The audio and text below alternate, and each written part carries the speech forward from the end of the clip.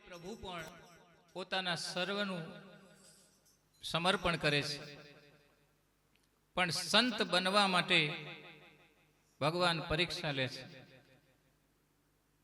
ભૂખે મારું, ભૂખે સુવાડું. ભૂખ વેઠવી પડે. ભૂખ વગર પ્રભુ પ્રાપ્ત થતા નથી. ભૂખે મારું, ભૂખે સુવાડું અને તનની પાડું ખા. સદૈવને માટે તપ અને સ્મરણ કરવું જોઈએ. મનને પોતાની બુદ્ધિમાં કેન્દ્રિત કરવું જોઈએ.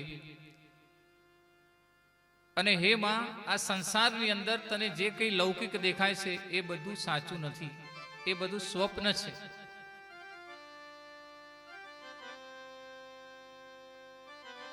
લૌકિક જગતમાં જે બધું આપણને દેખાય છે એ બધું સ્વપ્ન છે. જેમ રાત્રે નિંદ્રામાં તમને સ્વપ્ન દેખાય છે અને દુઃખનો અનુભવ થાય છે, ત્યારે એ વખતે ઊંઘમાં રડવું આવે છે, પણ જાગીએ ત્યારે એનો પ્રભાવ હોતો નથી. એ રીતે મનુષ્ય માયાના ગુણ ગોપારમાંથી જ્યારે બહાર નીકળે છે ત્યારે એને ખબર પડે છે કે મારું પૂર્ણ સ્વરૂપ તો જુદું છે. અહીંયા જે થયું એ તો બધું નાટક થયું છે, અને એની અસર એ આત્માને થતી નથી. એટલે જ્યારે એ મુક્ત બને છે ત્યારે એને ખ્યાલ આવે છે, એને પછી એનો કોઈ સ્પર્શ રહેતો નથી માયાનો, અને વાસ્તવમાં આ જગત મિથ્યા છે એનો અનુભવ એને થયા કરે છે. માટે સંસારના સુખો ભોગવતા ભોગવતા પણ જે વ્યક્તિ ગૃહસ્થ તરીકેની જવાબદારીઓમાંથી નિવૃત્ત થઈ વાનપ્રસ્થ જીવનમાં પ્રવેશ કરી સમાજ સેવા અને સત્કાર્યોમાં પોતાનું જીવન લગાવે છે, પરોપકારનું કાર્ય જે કરે છે, એવી વ્યક્તિઓ ભગવાનના દિવ્ય દર્શન કરે છે અને પોતાના આત્માને જાણી શકે છે. તો મનને સ્થિર કરવાનો ઉપાય શું છે? ભગવાન સમજાવે છે કે આહાર અને વિહારની નિયમિતતા. જે મનુષ્યના જીવનમાં આહાર અને વિહાર સંયમિત છે, અર્થાત જે પ્રકારના સાત્વિક ગુણોને ટકાવી રાખે, સાત્વિક ભાવોની અંદર બનેલું આપણું આ શરીર, જેમ કોઈ પાત્ર હોય એને પાત્રની અંદર જમણવાર કરવો હોય તો એને બરાબર શુદ્ધ બનાવી રાખવું પડે. એમાં કોઈ અભક્ષ્ય ખોરાક નાખી દેવામાં આવે તો પછી એ પાત્ર જૂઠું બની જાય છે. એમાં સરસ મજાની મીઠાઈ કોઈ મૂકી જાય તો આપણે એનો ઉપભોગ કરતા નથી. એ જ રીતે આપણા સાત્વિક ભાવોથી યુક્ત જ્યારે મનુષ્યની મૂળ પ્રકૃતિથી બનેલું આ શરીર, એ સાત્વિક ભાવોની અંદર જેવા તેવા ભાવને પ્રગટ કરનારું અન્ન નાખવામાં આવે છે, ત્યારે એ ભાવોમાં વિકાર આવે છે. એટલે આ મનની સ્થિરતાથી આપણને દૂર રાખનારું જે વસ્તુ છે એ વસ્તુ એ વાસ્તવમાં મૂળ ભાવ જે છે એ અન્નમય કોષની સુષુપ્તિ. 5 પ્રકારના જે કોષ છે એમાં અન્નમય કોષ, એના દ્વારા મનુષ્યનું મન બને છે. એટલે આપણે કહીએ છીએ કે જેવું અન્ન એવું મન. એટલે જેવા તેવાનું અન્ન ખાવું જોઈએ નહીં.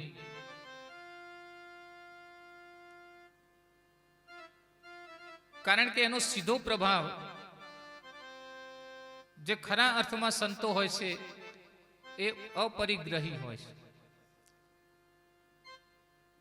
અને અપરિગ્રહી વ્યક્તિ જ પોતાના મનને સ્થિર રાખી શકે. એટલે એક સંકલ્પ એ લેવો જોઈએ કે જેવા તેવાનું અન્ન ખાવું જોઈએ નહીં. પાપના અન્નનો એક પણ દાણો એ મનને શાંતિ આપી શકે નહીં. ભીષ્મ પિતામહે છેલ્લે દુર્યોધન જ્યારે સોનાની જારીમાં ગંગાજળ લઈને આવ્યો ત્યારે કહી દીધું કે તારો અને મારો સંબંધ એ લૌકિક હતો, જે પૂર્ણ થયો. તારા અન્નને કારણે, પાપથી ભેગા થયેલા અન્નને કારણે જે રક્ત બન્યું હતું એ રક્ત હવે વહી ગયું. અને અર્જુનને પોકાર કરી બાણ ગંગા પ્રગટ થયા. એમ અન્નનો મહિમા એ ખૂબ અધિક છે. કોઈ વ્યક્તિ ભોજન ન કરે આપને ત્યાં, તો શાસ્ત્રો તો એમ કહે છે કે પરાણે કોઈને ભોજન પણ ન કરાવો.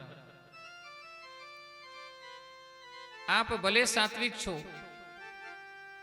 આપનું અન્ન ભલે પરિશ્રમની મહાન મૂડીથી બનેલું છે, પણ સામેની વ્યક્તિને એની ખબર નથી અને કદાચ અન્ન ગ્રહણ કરવાનું ન કહે તો એને દુરાગ્રહ કરવાનું છોડી દે. પરાણે જમાડવા માટે આપ તૈયારી ન બતાવો. અને આપણને ખબર જ છે કે આ પાપનું અન્ન છે, તો એ તો કદી કોઈ સંતને અર્પણ ન કરો. સત કાર્યમાં સુસંસ્કારી ધનને જ લગાવવાનો નિયમ છે. એટલે જે ધન સુસંસ્કારી નથી એવા ધનને ધર્મ ક્ષેત્રમાં વાપરવા માટેનો પણ આદેશ નથી. એટલે કે મનને સ્થિર કરવા માટે પહેલું કારણ છે અન્ન. અન્નને પવિત્ર રાખો અને સદૈવ ક્ષણે ક્ષણ ચતુર્ભુજ ભગવાનનું ધ્યાન કર્યા કરો. ધ્યાન કરતા કરતા પરમાત્મા તરફ વધુને વધુ આકર્ષણ પેદા કરવું. દરિયાને માપવા માટે જેમ ખાંડની પૂતળી અંદર પ્રવેશ કરે છે અને પછી પાછી વળતી નથી,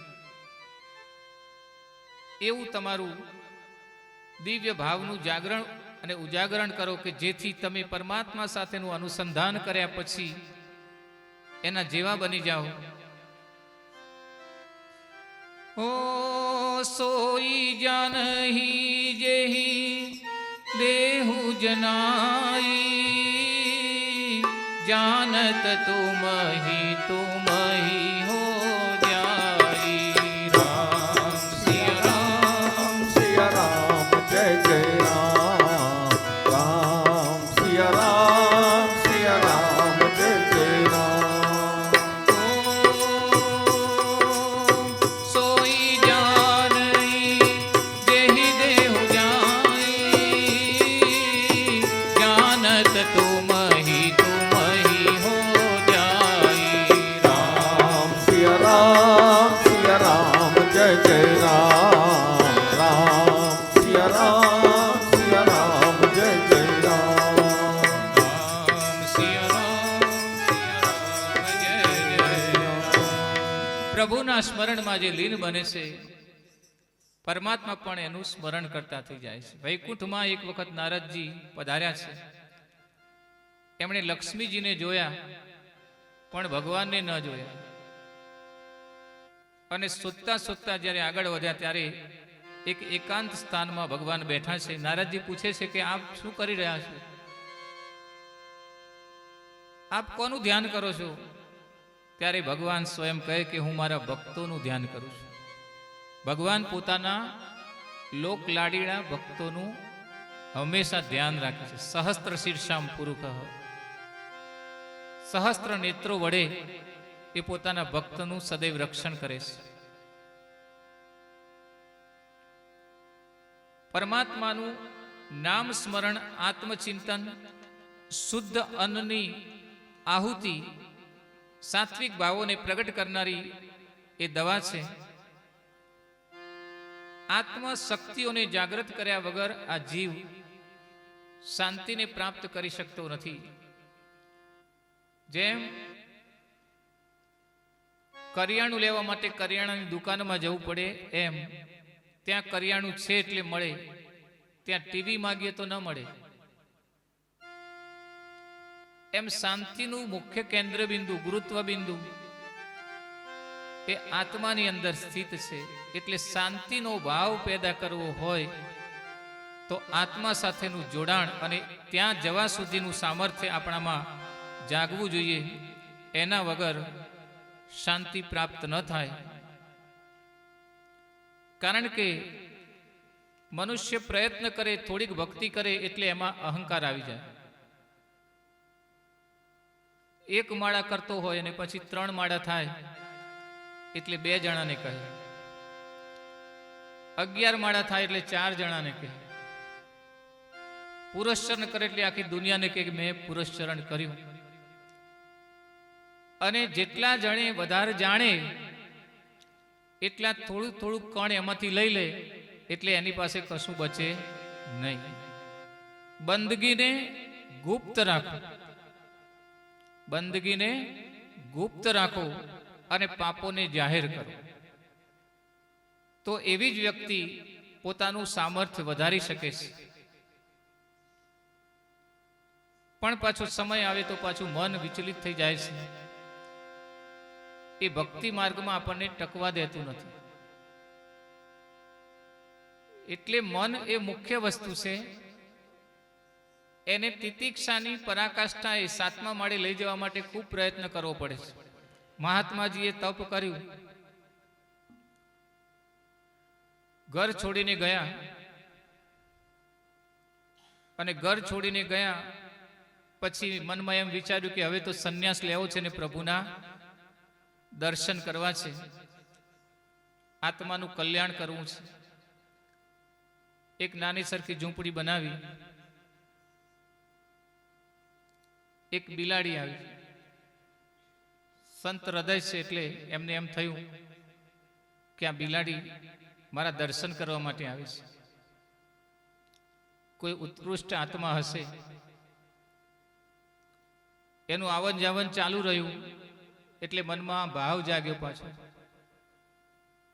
કે આને કંઈક દૂધ કે એની વ્યવસ્થા મારે કરવી પડે. એટલે એક બકરી લાવ્યા. બકરીનું દૂધ બિલાડીને આપે, ખુશ થાય, આત્મા તૃપ્ત થાય, શાંતિ વળે એટલે મહાત્માજીને પણ આનંદ થાય. પછી પ્રશ્ન શેનો આવ્યો? બકરીનો પ્રશ્ન આવ્યો કે હવે એને શું ખવડાવવું? એના માટે ચારાની વ્યવસ્થા કરવી પડે. મહાત્માજી વિચારે છે ચારો લેવા માટે જો હું જાઉં તો મારા તપમાં ભંગ પડે, અને મારું જે અખંડ તપ છે એ તપ ધીરે ધીરે ઓછું થતું જાય, તો જે ઉદ્દેશથી હું નીકળ્યો છું એ ઉદ્દેશ મારો પૂર્ણ થાય નહીં. એટલે પાછું મન ચંચળ બન્યું.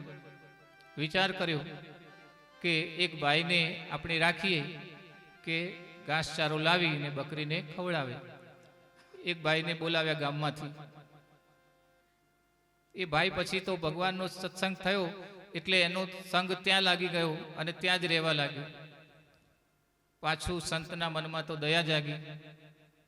બોલે આ બિચારો એકલો છે તો સાવ એકલો, તેના લગ્ન કરાવી દો. એના લગ્ન થઈ ગયા, 2-3 બાળકો થયા. પેલું ઘર છોડી અને આ નવું ઘર શરૂ થયું.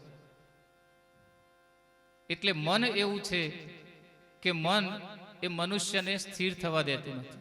મનવા જપલે હરી કાના, મનવા જપલે હરી કાના, નામ ही से तो नारायण मिलेंगे, नाम से तो नारायण मिलेंगे. जपले हरि का नाम से तेरे मीटेंगे पाप.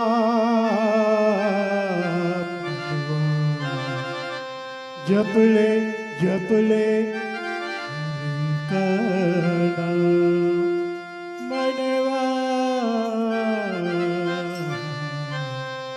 जपले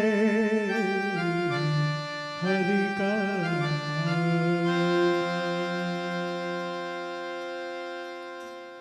મનુષ્યની પ્રકૃતિને સ્થિર કરવા માટે સૌ પ્રથમ, કારણ કે મનુષ્યની મૂળ પ્રકૃતિ અહિંસક પ્રકૃતિ છે.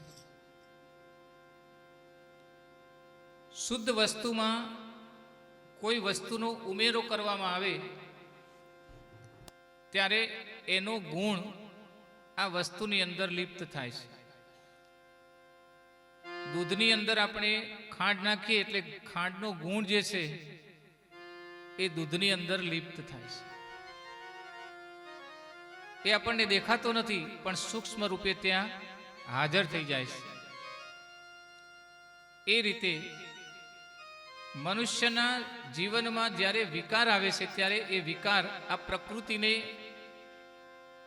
છેદે છે, અર્થાત એનો વિધ્વંસ કરે છે અને મૂળ પ્રકૃતિથી આપણને ધીરે ધીરે દૂર કરી દે છે.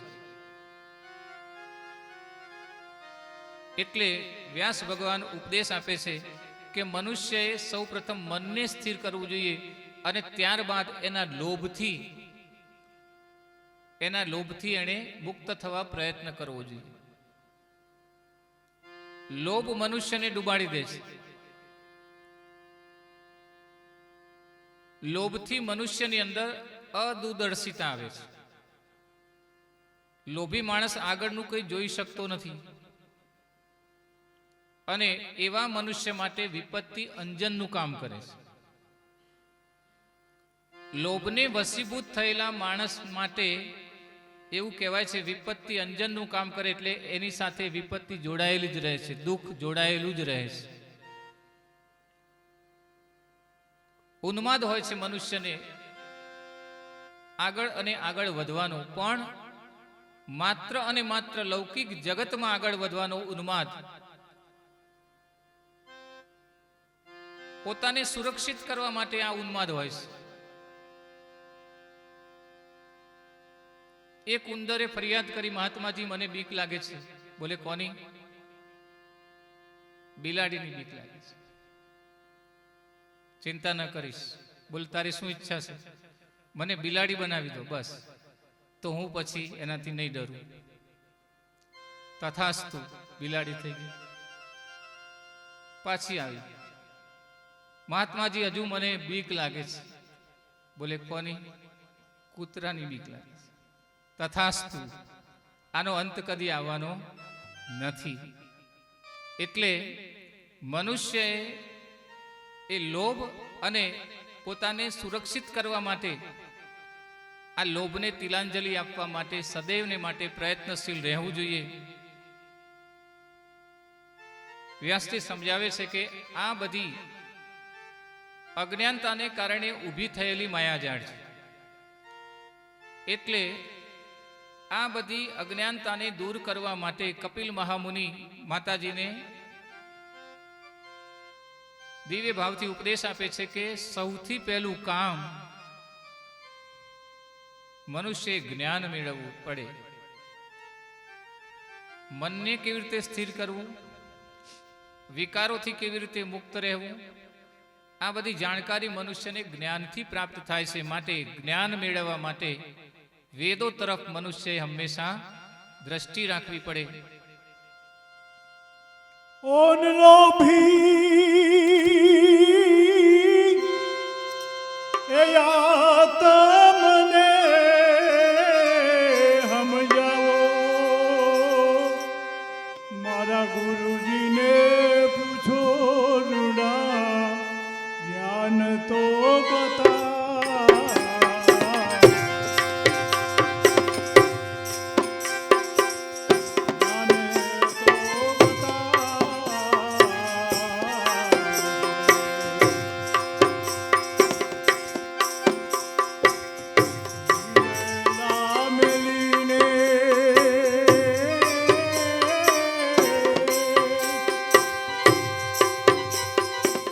પથરાળ છે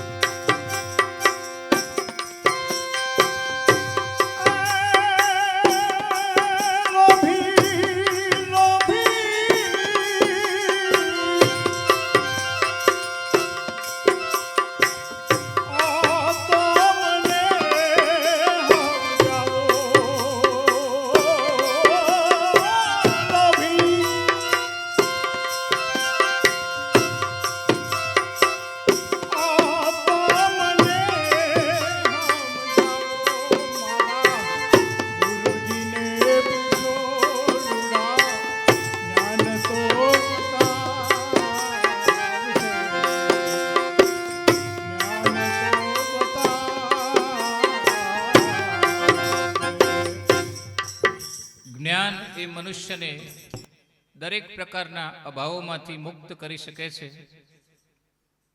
કપિલ મહામુનિએ માતાજીને સર્વે પ્રકારે માર્ગદર્શન પ્રદાન કર્યું છે, જ્ઞાન પ્રદાન કર્યું. સાંખ્ય યોગના નામથી આ કપિલ ગીતાના રૂપથી જગતને પણ એની પ્રેરણા મળે એટલા માટે નારદજી એ જ્ઞાનનો દિવ્ય સંચાર જગતની અંદર કરી રહ્યા છે. ભાગવત પુરાણના માધ્યમ દ્વારા વ્યાસ ભગવાન પણ એ જ દિવ્ય જ્ઞાનનો પ્રભાવ મનુષ્યના મસ્તિષ્ક સુધી ઘેર ઘેર સાચી ધાર્મિક ચેતના જાગૃત થાય એ હેતુથી સમાજને અર્પણ કરી રહ્યા છે. સુખદેવજી મહારાજ પરીક્ષિત રાજાને સમજાવે છે કે 7 દિવસમાં જે મુક્તિ પ્રાપ્ત કરવાની છે એના આ બધા પગથિયા છે. ભગવાનના અલગ અલગ અવતારો દ્વારા આ જ્ઞાન સુખદેવજી મહારાજ ભાગવતના માધ્યમથી પરીક્ષિત રાજાને અર્પણ કરી રહ્યા છે. કપિલ ગીતાનો સમાપન કરી અને સુખદેવજી મહારાજ હવે ભક્ત પ્રહલાદની કથા તરફ જઈ રહ્યા છે.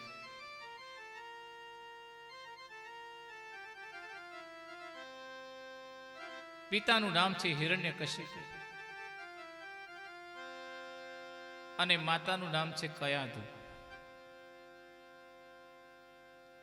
હિરણ્યકશિપુ એ અહંકારનું પ્રતીક છે. પોતાના ભાઈનું નિધન થયું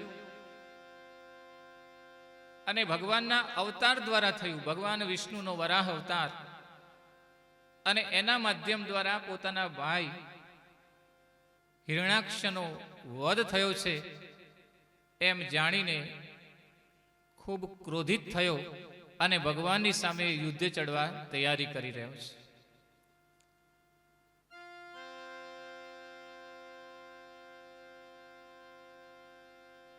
અને ભગવાન સામે યુદ્ધ કરવું હોય તો શક્તિની જરૂર પડે અને શક્તિ માટે તપની જરૂર પડે. પત્ની કયાધુને એમ કહ્યું કે હવે હું તપ કરવા જાઉં છું. બોલે પાછા ક્યારે આવશું? બોલે જાઉં છું પણ પાછો ક્યારે આવીશ એ કઈ નક્કી નથી. 10,000 વર્ષ સુધી તો અવશ્ય તપ કરીશ જ.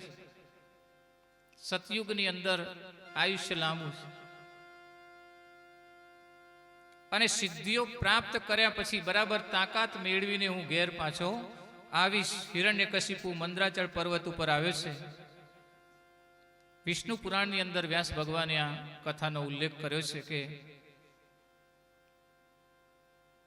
જ્યારે હિરણ્યકશિપુ મંદરાચળ પર્વત પર આવ્યો છે અને ભગવાન સામે યુદ્ધે ચડી દેવતાઓના સામ્રાજ્યને લૂંટી લેવા માટેના સંકલ્પ સાથે જ્યારે આવ્યો છે ત્યારે બધા દેવોને ચિંતા થઈ કે આની તપશ્ચર્યા જો સફળ થશે તો એ બધાને ત્રાસ આપશે. એટલે દેવતાઓએ પ્રયત્ન કરી જોયો. ગુરુ બૃહસ્પતિને પ્રાર્થના કરી કે આનો કોઈ ઉપાય કરો. એટલે બૃહસ્પતિએ પોપટનું સુખજીનું સ્વરૂપ ધારણ કરી અને મંદરાચળ પર્વત ઉપર જ્યાં હિરણ્યકશિપુ મંત્ર જાપ કરવા માટે આવ્યા હતા, તપ કરવા માટે, ત્યાં જેવું શરૂ કર્યું ત્યાં ઝાડ ઉપર બેઠેલા પોપટે નારાયણ નારાયણ એવા શબ્દનું ઉચ્ચારણ કર્યું. આપણને ગમતું ન હોય એવું નામ કોઈ દે એટલે આપણે કહીએ કે અપશુકન થયા. એટલે હિરણ્યકશિપુને એમ થયું કે આ વળી નારાયણ નારાયણ વાળું કોણ છે? આજે તપ કરવાનો શુભ દિવસ નથી. એટલે સીધો ઘેર જતો રહ્યો. કયાધુએ કહ્યું કે આપ તો એવું કહેતા હતા કે ઓછામાં ઓછા 10,000 વર્ષ થશે તો આપ આજે જ કેમ પાછા આવી ગયા? બોલે આજ શુભ મુહૂર્ત નહોતું. સ્વભાવ પાછો અક્કડ છે હિરણ્યકશિપુ. ધીમે રહીને પૂછવું પડે. અનુભવ છે આપણને. વ્યક્તિ પ્રમાણે વાત કરવી પડે. કયાધુએ કહ્યું કે હું જ્યારે તપ કરવાની શરૂઆત કરતો હતો ત્યારે એક પોપટ બોલ્યો, નારાયણ નારાયણ. કયાધુએ વિચાર્યું કે ભલે ગમે તેમ કરીને પણ નારાયણ શબ્દનું ઉચ્ચારણ કર્યું છે એટલે એનો લાભ તો એને ચોક્કસ મળે. ભગવાનના નામનું ઉચ્ચારણ એક વખત પણ થઈ જાય તો એનો લાભ સુનિશ્ચિત છે. કયાધુ એ બહુ ભક્તિવાળી છે. એને યુક્તિથી વિચાર્યું કે આજે ચાન્સ છે કે એની પાસે ભગવાનનું નામ લેવડાવી દે. બોલે શું? બોલે જ્યારે હું તપ કરવાની શરૂઆત કરતો હતો ત્યારે પોપટ બોલ્યો, નારાયણ નારાયણ. પણ એવું હોતું હશે? પોપટ બોલે જ નહીં. શું બોલ્યો પોપટ? તો કે નારાયણ નારાયણ. આમ કરીને ઘણી વખત એની પાસે નારાયણ નારાયણ બોલાવ્યું. 105 વખત બોલાવ્યું. હવે એક માળા પૂરી કરવામાં 3 વખત બાકી છે. પણ હવે સાહસ થાય એમ નથી, કારણ કે થાળી પછાડે તો એને ઓળખે છે. એટલે જમાડતા જમાડતા ખૂબ પ્રેમ ભાવથી ધીમે રહીને સમજાવ્યું. પણ માણસ ધીમે રહીને સમજે એમ હતો નહીં. એને થાળી પછાડીને કહ્યું, સાંભળતી નથી? નારાયણ નારાયણ નારાયણ બોલ્યો. બોલે 108 પૂરા.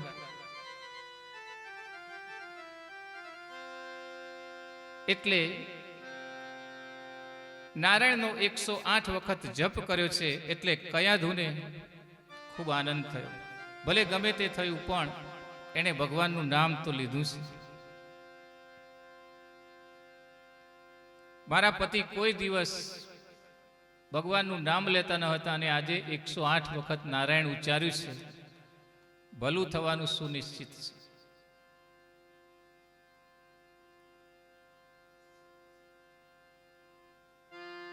ભાવપૂર્વક કયાધુએ એમને ભોજન કરાવ્યું અને પછી હિરણ્યકશુપ તપશ્ચર્યા કરવા માટે ફરીથી મંદરાચલ પર્વત ઉપર ગયા છે. વર્ષો સુધી તપ કર્યું છે. પણ એ તપની અંદર ભાવ શુદ્ધ ન હતો. એ તપ એમણે પોતાની શક્તિનું પ્રદર્શન કરવા માટે, અહંકારનું પોષણ કરવા માટે, જગતનું સર્જન કરનાર પરમાત્માની શક્તિઓને સામે લડવા માટે, દેવોને ત્રાસ આપવા માટે અને ધરતીનું સંતુલન બગાડવા માટે આ તપ કર્યું હતું. પણ તપ કરે એટલે એનો લાભ તો એને ચોક્કસ મળે. અગ્નિ પાસે બેસીએ, જો યજ્ઞની અગ્નિ પાસે બેસીએ તો દિવ્ય ગુણો, ભગવાનની શક્તિઓનો લાભ મળે. અને ગમે તેવા તાપણા પાસે બેસીએ તો ગરમી તો મળવાની જ છે. એના ગુણો ગમે તે હોય એટલે તપનો લાભ તો એને ચોક્કસ મળશે. અને બ્રહ્માજી ત્યાં આવ્યા.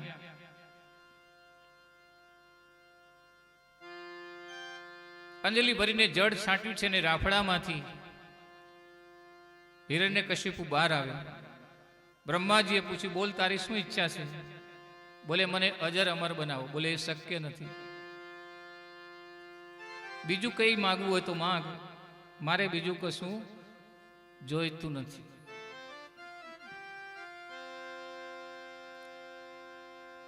દિવસે ન મરું, રાત્રે ન મરું, ઘરમાં ન મરું, બહાર ન મરું, જળથી ન મરું, ચેતનથી ન મરું, અસ્ત્રથી ન મળું, શસ્ત્રથી ન મરું.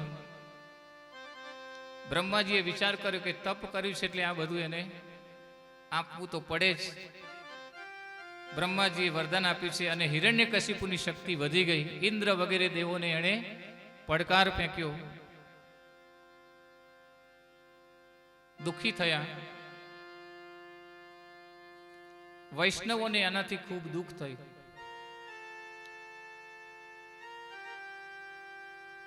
સામાન્ય વ્યક્તિઓ જે સહજ જીવન જીવી રહ્યા હતા એમના જીવનમાં પણ દુઃખ આવ્યું. એક જ આક્રાંતા બધી વ્યવસ્થા બગાડી દે છે એમ વ્યવસ્થા અસ્ત વ્યસ્ત થઈ ગઈ. આ બાજુ ભગવાન પરબ્રહ્મ પરમાત્માની દિવ્ય શક્તિના માધ્યમ દ્વારા કયા ધૂને કુખે પ્રહલાદજીનો જન્મ થયો છે. ધીરે ધીરે મોટા થયા. એના સ્વરૂપ અને એના શરીરની અંદર રહેલા ભાવોથી જે એનું દર્શન કરે એને ખૂબ આનંદ થાય, આહ્લાદક લાગે એમ એવું બાળક હતું. એનું નામ પ્રહલાદ છે.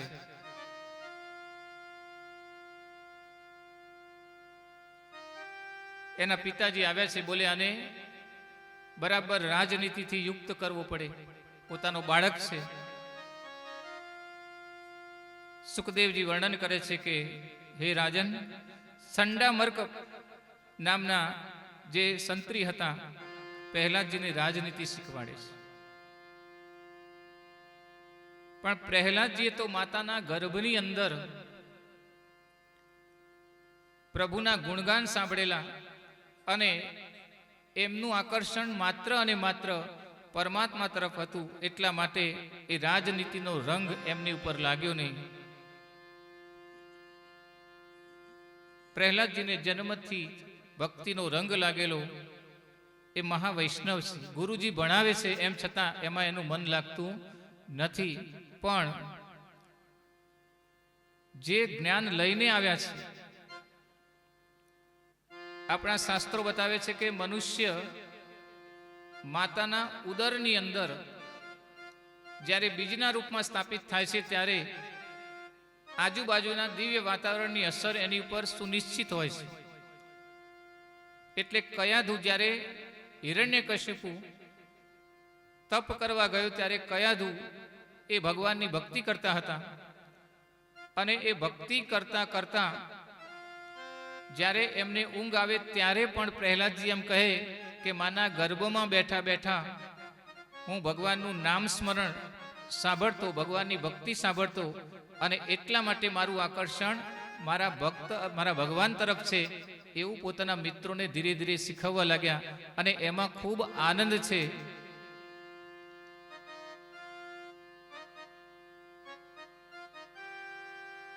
આ સેનાપતિ જે એને શિક્ષણ આપતા હતા, સમય એવો આવ્યો કે એમના માધ્યમ દ્વારા પ્રહલાદજીના જે તરંગો હતા, દિવ્ય ભાવો હતા, એ ભાવોના આકર્ષણથી એની બુદ્ધિ ફરી ગઈ અને ધીરે ધીરે એ પણ ભક્તિના રંગમાં લાગી ગયા.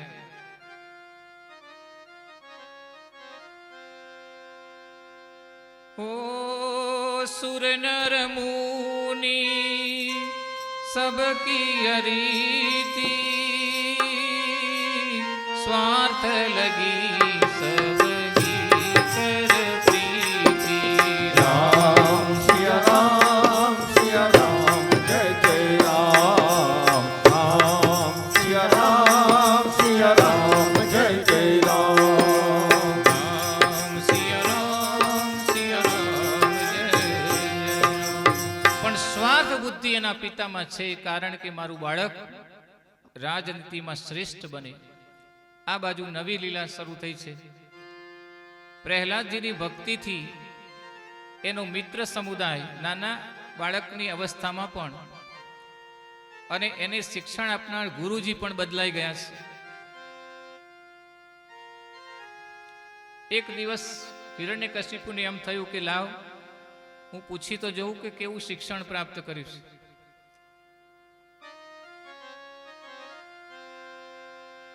બોલે ગઈકાલે તું ગુરુજીને ઘરે ભણવા ગયેલો? પ્રહલાદજી કે હા. તો ગઈકાલનો જે પાઠ છે મને બતા, શું ભણ્યા? એમાં જે ઉત્તમમાં ઉત્તમ પાઠ હોય એ મને સંભળાવ. પ્રહલાદજીએ વિચાર્યું કે પિતાજી ઉત્તમમાં ઉત્તમ પાઠ પૂછે છે, ગુરુજીએ તો મને મારફાડ વિદ્યા શીખવાડી હતી અને એના બદલાવ પછી એ સ્વયં મારી ભક્તિમાં અને મારા પ્રભુની ભક્તિમાં લીન થયા અને એને કારણે એમના મુખથી જે વિદ્યા આવી એ વિદ્યા શ્રેષ્ઠ વિદ્યા હતી. હિત્વા યસ્મપાતં ગૃહમંધકૂપમ વનમ ગતો યદ્યરિમા દ્રશ્યતે. બોલે પિતાજી, મને એવી વિદ્યા શીખવા મળી કે માણસના અધઃપતનનું જે મૂળ કારણ છે એ કારણ હું જાણી ગયો છું. એ કારણ મનુષ્યના કર્મો છે. અનેક જન્મોના અનુભવ ઉપરથી એક નાનું બાળક પોતાના પિતાજીને સમજાવે છે, કારણ કે પ્રભુનો સંસર્ગ એમને થયો છે. પૂર્વના સંસ્કારો લઈને પ્રગટ થયા છે. વિનોબા ભાવે ખૂબ ઉંમર થઈ ગયા પછી છેલ્લી અવસ્થામાં ખૂબ વેદોનું અધ્યયન કરતા. એટલે આશ્રમની અંદર કોઈએ પૂછ્યું કે હવે વાંચવાની શું જરૂર છે? બોલે કે મારી સાથે જે આવવાનું છે એ આ જ્ઞાન છે, એટલે જ્ઞાનને હું વાંચી રહ્યો છું, વધારી રહ્યો છું, બીજું કશું મારી સાથે આવવાનું નથી. જ્ઞાન તપશ્ચર્યા મનની પ્રકૃતિ ઘડનાર છે અને એ જન્મ જન્માંતર સુધી મનુષ્યની સાથે રહે છે. પ્રહલાદે આ જ્ઞાનને સ્વયં માત્ર ઉદરની અંદર પ્રાપ્ત કર્યું અને પૂર્વ જન્મની અંદર પ્રાપ્ત કર્યું હતું. એટલે પોતાના પિતાને જેમ ગુરુ બની ગયો હોય એમ કરીને ઉપદેશ આપતો હોય એમ પ્રેરણા પ્રદાન કરે છે કે પિતાજી, અનેક જન્મોના અનુભવ ઉપરથી હું કહું છું કે આ જીવ અનેક વાર સુખ અને દુઃખમાં ફસાયો છે. જન્મ અને મૃત્યુ બંને દુઃખનું કારણ છે. જન્મ ધારણ કરતી વખતે જે કંઈ દુઃખ છે એનું વર્ણન પણ સાંભળવા જેવું છે.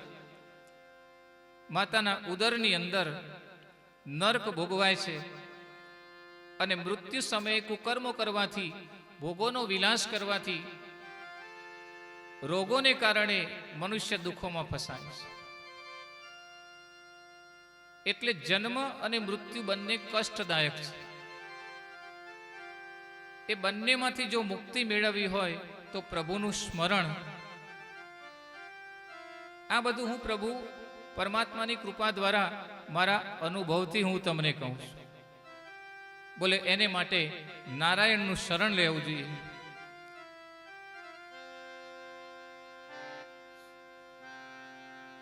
પણ પિતાને તો પોતાના પુત્ર માટે માત્ર સ્વાર્થ છે. શેનો સ્વાર્થ છે?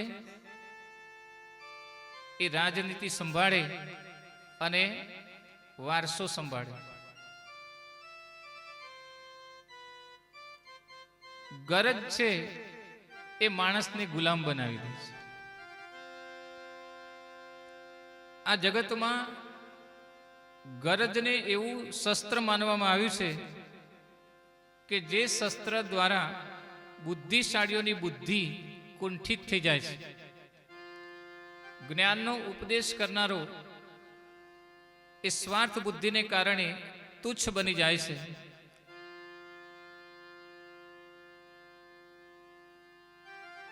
પ્રહલાદજી સમજાવે છે કે મનુષ્યએ પોતાનું મૃત્યુ સુધારવા માટે અને પછી નવા જન્મના દુઃખથી મુક્ત થવા માટે પરમાત્માનું શરણ લેવું જોઈએ.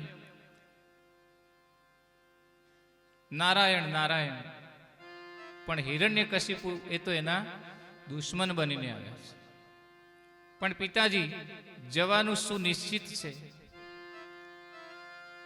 એકમાત્ર પરબ્રહ્મ પરમાત્મા જગત ન હતું ત્યારે હતા,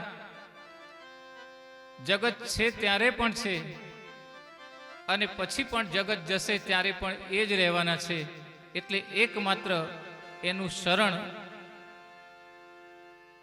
સુખદાયી છે. એમે તક પાસ હોય, ઉત્તમ અભ્યાસ હોય, ખાસ હોય સુજન સપૂત ખાનદાન કા. એમે તક પાસ હોય, ઉત્તમ અભ્યાસ હોય, ખાસ હોય સુજન સપૂત ખાનદાન કા. કર્નલ કપ્તાન હોય, જત્રલ જુવા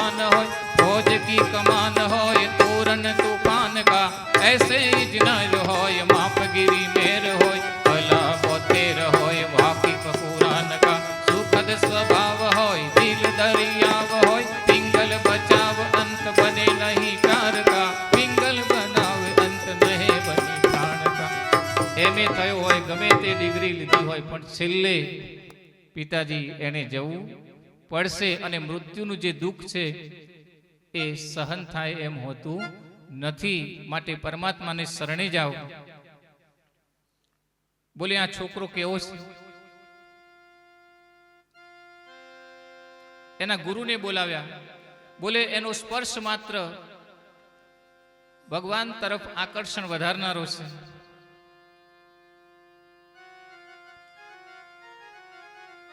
માત્ર અને માત્ર પ્રભુના ગુણગાનની વાતો પ્રહલાદ હિરણ્યકશ્યપને સંભળાવે છે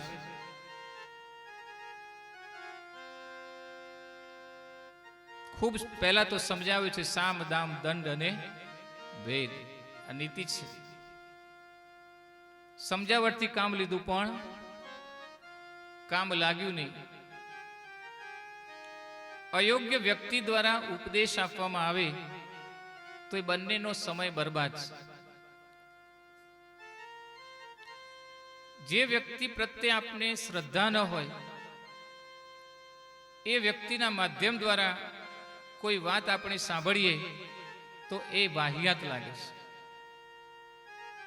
એનો પ્રભાવ પણ કઈ હોતો નથી એનો લાભ પણ કઈ હોતો નથી એટલે યોગ્ય વ્યક્તિના માધ્યમ દ્વારા અને માતાની દ્રષ્ટિ ત્યાં પહોંચે છે કે મારું બાળક જેલની અંદર ભૂખ્યો છે પ્રભુને કહ્યું કે તમારો પ્યારો બાળક પ્રહલાદ કેદની અંદર ભૂખે મરે છે પાર્ષદને મોકલ્યા અને ભોજન કરાવ્યું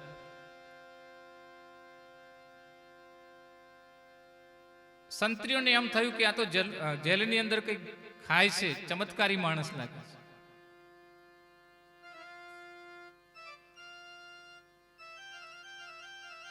હિરણ્યકશ્યપને વાત કરી કે જેલમાં એને ભોજન મળ્યું છે ને કંઈક ખાધા કરે છે બોલે તને કોણે ભોજન આપ્યું તો માના ઉદરની અંદર જેણે મને પોષણ આપ્યું હતું એ જ ભગવાન મને આ ભોજન જમણવાર આપીને ગયા છે પિતાજી તમે મને જેલની કોટડી આપી છે આ તો બહુ મોટી છે અને પેલી કોટડી તો સાવ નાની હતી ત્યાં પણ એને મારું પોષણ અને રક્ષણ કર્યું છે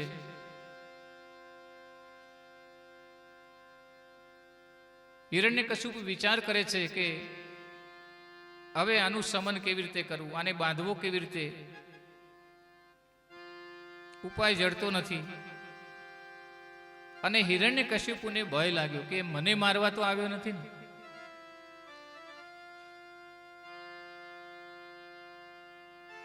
કારણ કે પિતા પુત્ર પતિ પત્ની વગેરે એક જ પરિવારના જ્યારે અંગ બનીને રહે છે ત્યારે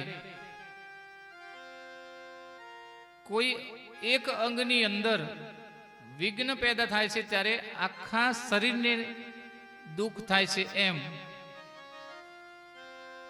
આ મનુષ્યના જન્મની અંદર ઋણાનુબંધ કરીને આ બધી વ્યક્તિઓ આપણી સાથે જોડાય છે એટલે હિરણ્યકશ્યપુને એમ થયું કે કદાચ એ પૂર્વ જન્મના કર્મોને લઈને મને મારવા તો નથી આવ્યો ને એને ડર લાગવા માંડ્યો પોતાના દીકરાથી એને હવે ડર લાગે છે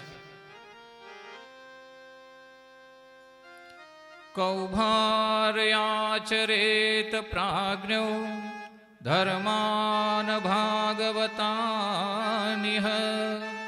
દુર્લભમ માનુષ જન્મ તદ્યયમ ધ્રુવમર્દનમ સંસારમાં મનુષ્ય જન્મ ઘણો દુર્લભ છે અને પ્રહલાદજી કહે બાલ્ય અવસ્થાથી પરમાત્માનું જેને રટણ લાગ્યું છે જગતનું પોષણ કરનાર નાથ મને જમાડી ગયો છે આપ સમજો આપનો આટલો બધો પહેરો હોવા છતાં કોઈ આવી શકે એમ ન હોવા છતાં સર્વે પ્રકારે તમે મારો વિનાશ ચાહો છો, એમ છતાં પણ પરમાત્મા મારું રક્ષણ કરે છે, તો એ કેટલો શક્તિશાળી છે. એના શરણમાં જવું એ જ યોગ્ય બાબત છે. પિતાજી, આજે તમારું શરીર સ્વાસ્થ્ય સારું છે, પણ જ્યારે સમય આવશે અને વૃદ્ધા અવસ્થાનું આક્રમણ તમારી ઉપર થશે, તમારી બધી શક્તિઓ ક્ષીણ થઈ જશે અને એવા સમયે કોઈ તમને ઉપયોગી થનાર નથી. એક એવો કુંભાર હોવો જોઈએ કે જે માટલા ગળે માટલા ઉપર ટપલી મારે પણ અંદરથી એને પ્યાર કરે, સ્પર્શ કરે. મનુષ્ય ગૃહસ્થાશ્રમની અંદર પરમાત્મા કસોટી કર્યા કરે છે. કુંતીની બહુ કસોટી થઈ, છતાંય કુંતી માતાએ દુઃખ માંગ્યું, કારણ કે એને ખબર છે એ ભાવ સાત્વિક ભાવથી પ્રગટ થયેલો આત્મા છે અને એટલા માટે પરમાત્માનું એની સાથે જોડાણ છે. ગમે તેવું દુઃખ આવવાનું છે કે આવે છે કે ગયું છે, એ બધું સુદર્શન ચક્રથી એને વિધ્વંસ કરવામાં આવ્યું છે, સમન કરવામાં આવ્યું છે. એટલે પ્રભુનું શરણ લેવું એ જ સૌથી મુખ્ય બાબત છે. પણ પથ્થર ઉપર પાણી સમજમાં આવતું નથી.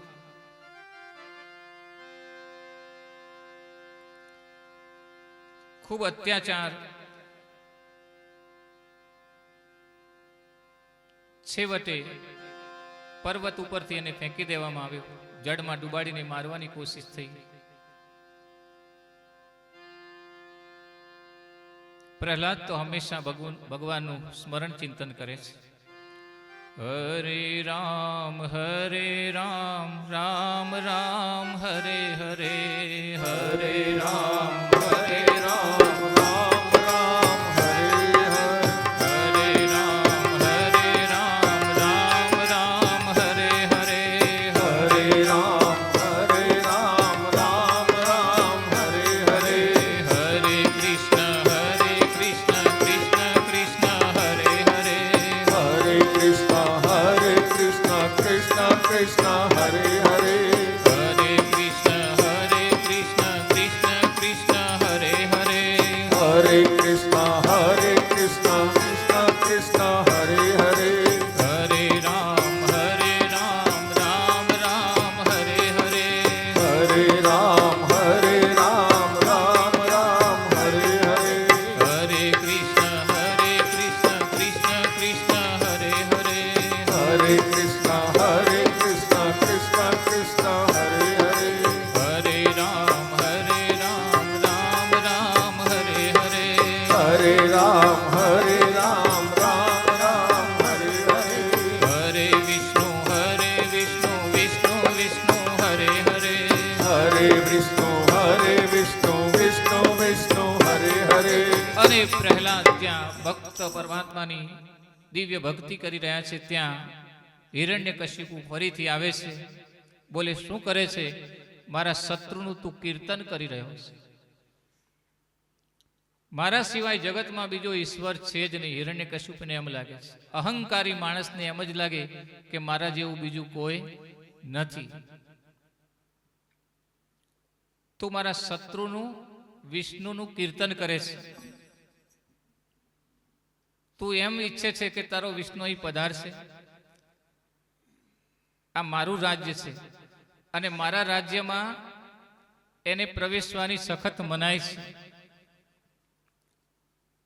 ત્યારે ભક્ત પ્રહલાદજી કહે છે કે તમે ભલે એમ સમજતા હોય આ તમારું રાજ છે, પણ મને ખબર છે કે આ એનું રાજ છે. એના રાજ્યમાં તમે રહો છો. ખૂબ આક્રોશ આવ્યો છે અને પ્રહલાદજીને પકડીને ધરતી પર પછાડવાની કોશિશ કરી. ધરતી માતાએ એને ગોદમાં ઉઠાવી લીધો. પ્રહલાદજી પછી ફરી પાછા પિતાજીને વંદન કરે છે કે પિતાજી સમજી જાઓ,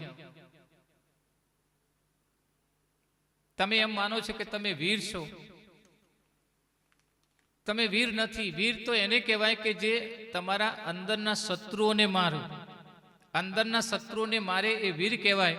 તમે તમારા શત્રુઓ ઉપર હજુ વિજય પ્રાપ્ત કર્યો નથી. હજુ અહંકાર છે તમારી પાસે, એટલે તમે વીર નથી. વીર તો મારો પરબ્રહ્મ પરમાત્મા છે. આપ એમ માનો છો કે મેં જગતને જીત્યું છે, પણ જગતને કોઈ જીતી શકે એમ નથી. કારણ કે જગતનો તાત એક જ છે અને એ એટલો સર્વશક્તિમાન છે કે કણે કણની અંદર એ વ્યાપ્ત છે. બોલે કણે કણમાં એ વ્યાપ્ત છે. બોલે હા. મૃત્યુની છાયા જેમ પકડમાં આવતી નથી, એમ અહંકારી મનુષ્યની મનોવૃત્તિ કોઈ સમજી શકતું નથી. અને અહંકાર જ્યારે સાતમા માળે જાય છે ત્યારે એ અહંકારને પકડવો બહુ મુશ્કેલ છે. ખૂબ ઊંચે જાય છે અહંકાર, હંમેશા ને હંમેશા ઊંચે ઊંચે જાય. પણ જ્યારે સહેજ લક્ષ ચૂકાય છે ત્યારે એટલો નીચે પટકાય છે કે જેટલો ઉપર છે એના કરતા અનેક ગણો પાતાળમાં જાય છે, ગર્તમાં ધકેલાઈ જાય છે. માટે જીવનમાં અહંકાર ન કરો. ભગવાને જે કંઈ આપ્યું છે એ બધી એની અમાનત છે. ધન, વૈભવ, ઐશ્વર્ય એ પરમાત્માની અમાનત છે. તો માનવ કહે હું કરું, હું કરું, હું કરું. તો માનવ કહે હું કરું, હું કરું. અરે કરનારો બીજો કોઈ. અરે યાદ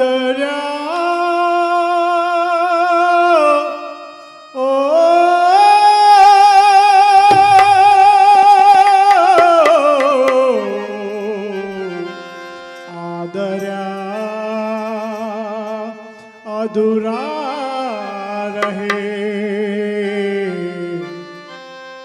મારો હરી કરે શો,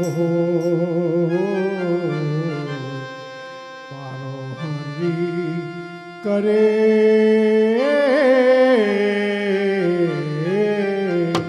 શો. મનુષ્ય અહંકારને વશ થઈને યોગ્ય અયોગ્યનો વિચાર કર્યા વિના અનીતિપૂર્વક પોતાનું જીવન જીવા જ્યારે આગળ વધે છે ત્યારે પરમાત્મા એનું દમન કરે છે. આપ એવું માનો છો કે આપ વીર છો, પણ વાસ્તવમાં એ આપનો ભ્રમ છે.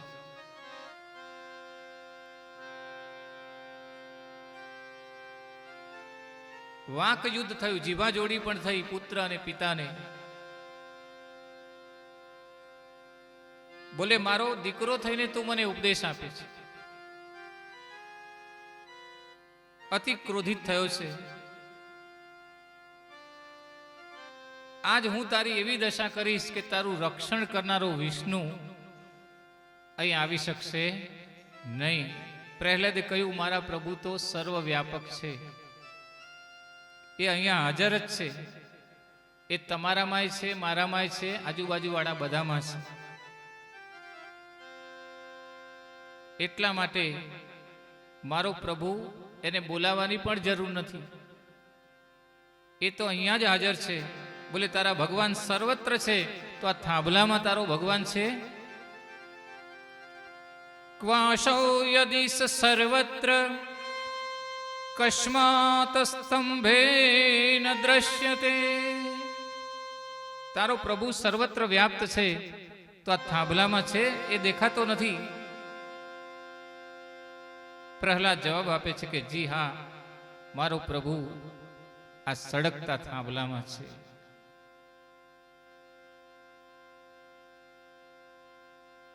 તમારી આંખની અંદર પિતાજી કામ છે, તમારી આંખની અંદર ક્રોધ છે, તમારી આંખની અંદર અહંકાર છે મનમાં. અને આ બધા પૂર્ણ બંધનો અથવા કવચોને કારણે તમે મારા પ્રભુના દર્શન કરી શકતા નથી. વાસ્તવમાં એ આ થાંભલામાં પણ છે, સર્વત્ર છે. હિરણ્યકશિપુ કહે, હું આ થાંભલો તોડી નાખીશ અને તારા વિષ્ણુનો વધ કરીશ. તલવાર લેવા દોડ્યો છે અને પ્રહલાદે કહેતા કહી દીધું કે થાંભલામાં ભગવાન વિષ્ણુ છે. એ તો એની શ્રદ્ધા છે.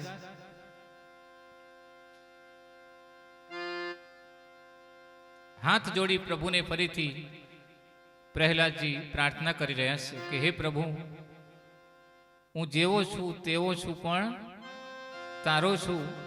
આજ પરીક્ષાની ઘડી આવી છે તો મારો હાથ પકડી લેજે. હાથ પકડી લેવાનો મતલબ એ છે કે મારા વચનનું આપ રક્ષણ કરજો. શરીરનું તેવો પણ તારો હાથ પકડ પ્રભુ મારો.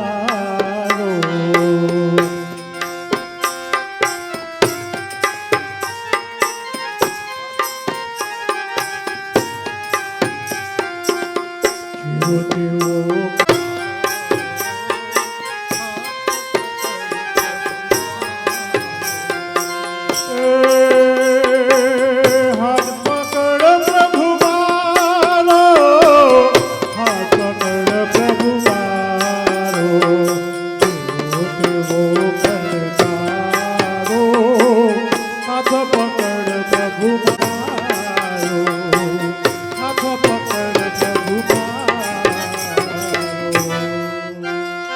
ભગવાન સ્તંભની અંદર પ્રગટ થયા છે.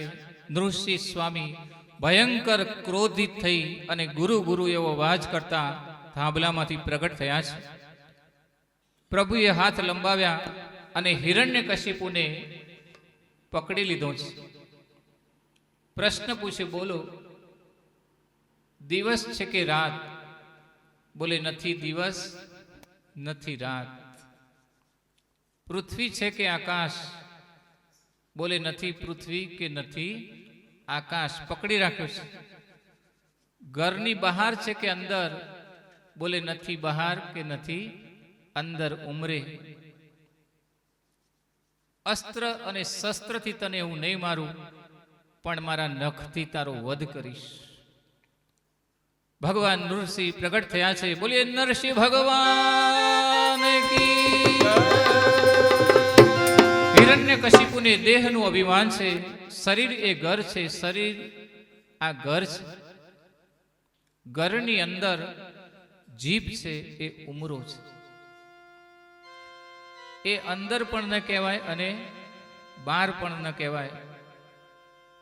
અભિમાનને મારવો હોય તો જીભ ઉપર કાબુ રાખવી પડે.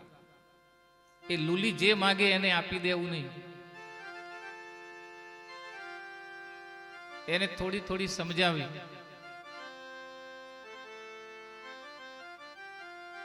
એની ઉપર આપવા જેવું હોય તો ઠાકોરજીનું નામ છે. અને વૈશાખ સુદ 14ના દિવસે પરબ્રહ્મ પરમાત્માએ સ્તંભની અંદરથી નૃસિંહ સ્વરૂપ ધારણ કરી અને હિરણ્યકશિપુનો વધ કર્યો છે. બોલે નરસિંહ ભગવાન કી. ક્રોધ એટલો બધો વ્યાપ્ત છે કે શાંત થતા નથી. નૃસિંહ ભગવાને ગુરુ ગુરુ એવો અવાજ કર્યો છે. અને સુખદેવજી મહારાજ સમજાવે છે કે વાસ્તવમાં એ ગુરુ માટેની પ્રેરણા છે.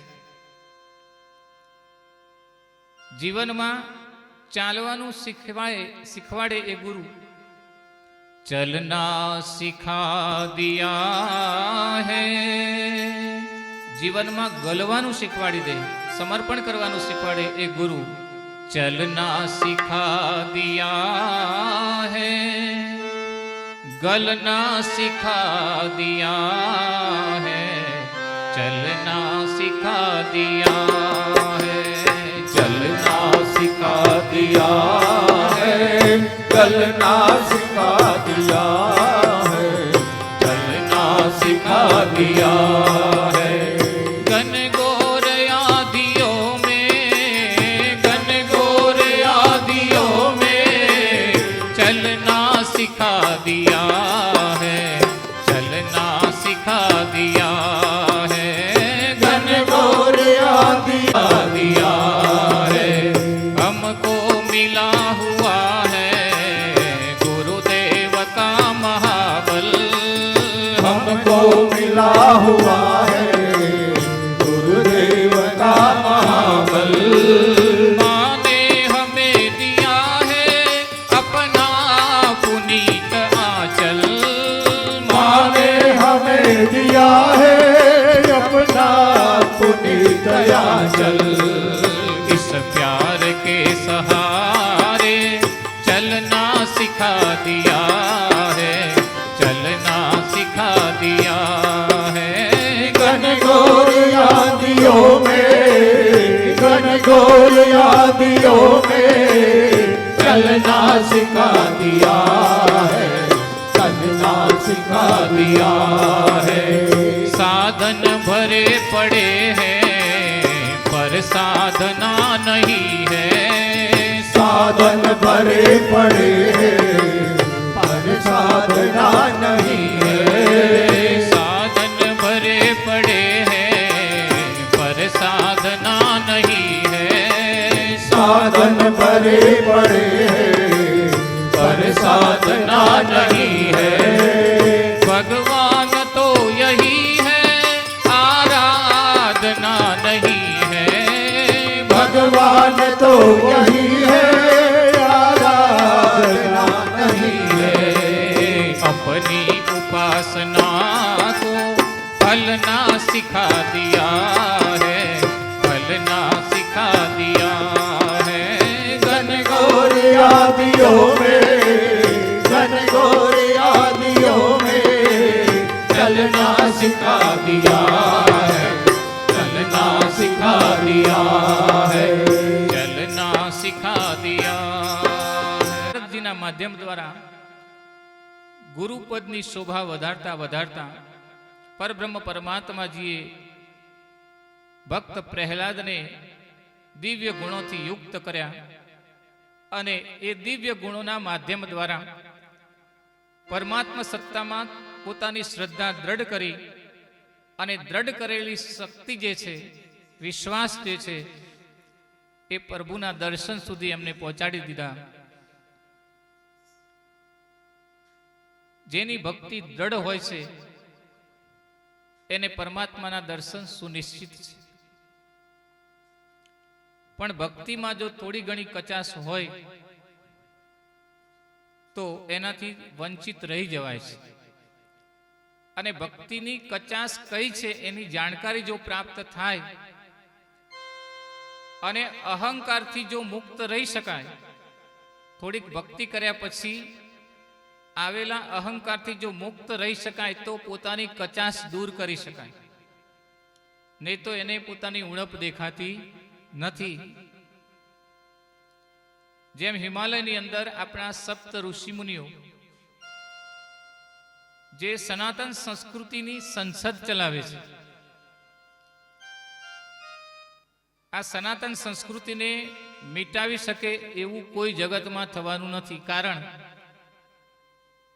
આ સંસ્કૃતિના પાયા મજબૂત છે. એના જે ઋષિ મુનિઓ છે એ સર્વે પ્રકારે સિદ્ધ છે.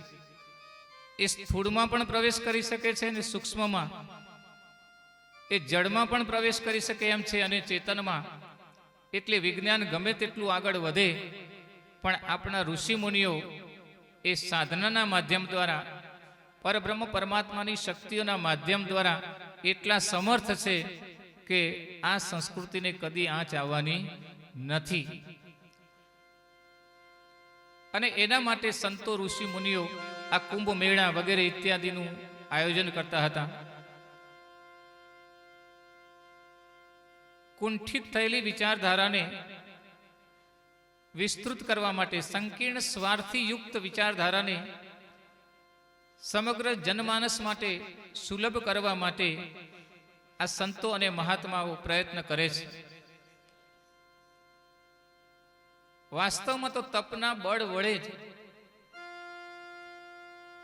જે પિતાજીએ મકાન બનાવ્યું છે એ પિતાજીનું સન્માન કરીએ તો મકાનમાં રહેવા મળે અને સારી રીતે રહેવા મળે. તો આ સૃષ્ટિનું નિર્માણ જે પરમાત્માએ કર્યું છે એના શરણમાં રહીએ તો પછી બીજાનો કોઈ ડર રહેતો નથી. એટલે સંતો અને મહંતો આ માટે પ્રયત્ન કરે છે. સંતોની મંડળી મળે છે, ઘણી વખત સંતો ભેગા થાય છે સર્વધર્મ પરિષદ ઇત્યાદિના નામ હેઠળ. તો એક વખત મહારાષ્ટ્રની અંદર આવા એક સંતોની મંડળી ભેગી થઈ. હવે આ મંડળીની અંદર મુક્તાબાઈ, ગોરા કુંભાર, નામદેવ આવા મહાન મહાન સંતો ભેગા થયેલા. એટલે મુક્તાબાઈએ ભક્ત ગોરા કુંભારને કહ્યું કે આ બધા સંતો ભેગા થયા છે એનું નિરીક્ષણ કરો અને એમાં કોઈ કચાશ છે કે નહીં કોઈનામાં, કે પરિપૂર્ણ છે એની તપાસ કરો. ત્યારે ગોરા કુંભારે બધાને માથામાં ટપલી મારવાનું શરૂ કર્યું, કારણ કે કુંભાર છે. પરીક્ષા શરૂ થઈ. નામદેવના માથા ઉપર ટપલી મારી. નામદેવ બોલ્યા નહીં, પણ મોઢું સેજ બગાડ્યું. નામદેવની હાંડલી કાચી નીકળી.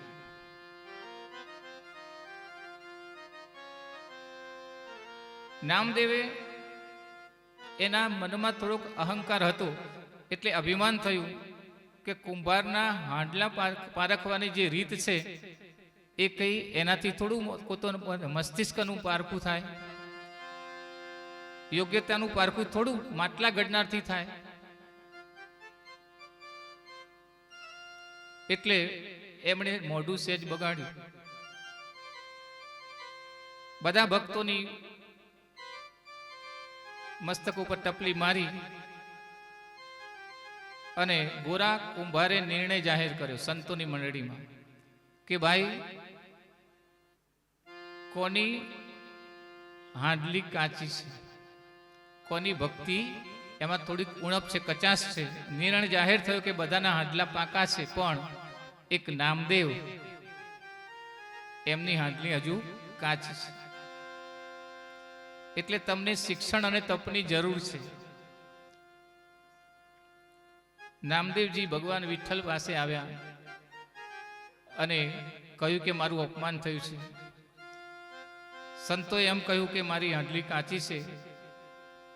ત્યારે વિઠ્ઠલ ભગવાન, એ લોકોને તો પરમાત્મા સાથેનું સીધું અનુસંધાન છે. બોલે, નિર્ણય કોણે કર્યો? તો ગોરા કુંભારે. તો એ તો બિલકુલ સત્ય જ હોય. બોલે, થોડી કચાશ છે. નામદેવ, તને હજુ પરમાત્માના વ્યાપક બ્રહ્મનો આવિર્ભાવ અથવા તો તારી અંદર એ જ્ઞાન પ્રગટ થયું નથી. ભક્તિ ખૂબ કરી છે, પણ કણે કણમાં પ્રભુ વ્યાપ્ત છે એનો અનુભવ તે કર્યો નથી, અને એને કારણે એક અહંકારનું છિદ્ર આ તારી ભક્તિમાં ઉણપ ઊભી કરે છે. એટલે નામદેવજીને કહેવામાં આવ્યું કે આપ પોતાના ગુરુની પાસે જાઓ.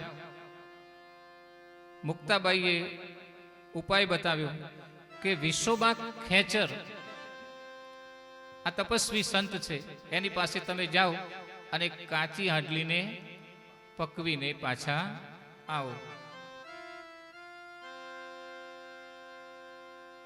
અહીંયા પેલા સંત તો દીર્ઘ દ્રષ્ટિવાળા છે, અને ખબર પડી ગઈ કે નામદેવજી અહીંયા આવે છે. એટલે વિશ્વબાએ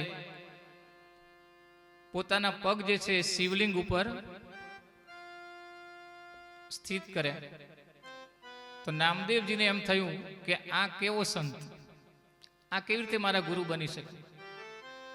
એમને એટલી પણ ખબર નથી પડતી કે ભગવાન શિવજીના આ લિંગ ઉપર, શિવલિંગ ઉપર પોતાના પગ મૂકીને આરામથી